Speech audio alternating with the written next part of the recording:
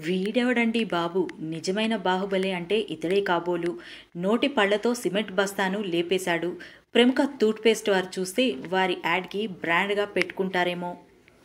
Cement బస్తాలు దాదాపు 50 కిలోల వరకు ఉంటాయి. వాటిని చేతులతో మోయాలన్నా కష్టపడాల్సిందే. అలాంటిది ఓ యువకుడు 50 కిలోలు ఉన్న బస్తాను తన పళ్లతో లేపేశాడు.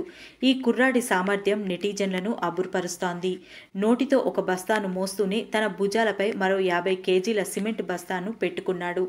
రెండింటినీ కొంత దూరం వరకు మోసుకెళ్లి వేరే ఇంటి దగ్గర దింపాడు.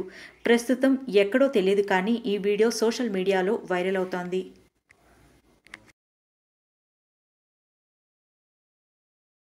मोटा है देखिए।